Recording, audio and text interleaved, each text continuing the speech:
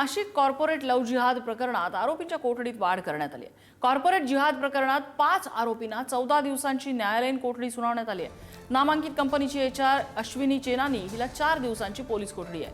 आरोपी तौसिफ अत्तार, रजा मेमन, शाहरुख कुरेशी, शफी शेख, आसिफ अन्सारी या 5 आरोपींना न्यायालयीन कोठडी सुनावण्यात आली आहे। आणि कंपनीची एचआर असलेली अश्विनी चेनानी, जिला काल पुण्यामधून ताब्यात घेण्यात आलेलं होतं, तिला 4 दिवसांची पोलीस कोठडी आहे।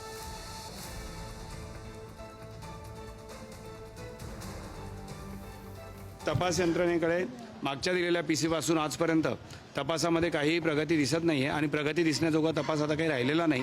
कारण मुळातच सगळे आरोप हे 1-2 वर्ष जुने आहेत आणि ते तोंडी आरोप आहेत। त्यामुळे त्याच्यात आरोपींना ताब्यात घेऊन कस्टडीत घेणं हे गरजेचं नाही। त्यांचा एक मुद्दा होता की आरोपी तपासात सहकार्य करत नाही। त्याच्यावर आमचं म्हणणं होतं की सुप्रीम कोर्टाने पण सांगितलेलं आहे की तपासात सहकार्य करणे म्हणजे काही आरोपींनी गुन्हा कबूल करणे नाही। त्यामुळे मला असं वाटतं की आज मेहरबान न्यायालय दोघांचा युक्तिवाद ऐकून योग्य तो हुकूम करेल। अजून हुकूम झालेला नाही। नाशिकच्या आयटी कंपनीतील लैंगिक छळ प्रकरणात एसआयटी तपासात धक्कादायक माहिती समोर आली आहे। इंटरव्ह्यूचा फॉर्मचा गैरवापर करून या महिलांचं शोषण केल्याचा प्रकार उघडकीस आला आहे। वैयक्तिक माहितीचा वापर करून या महिलांना जाळ्यात ओढल्याचा आरोप आहे।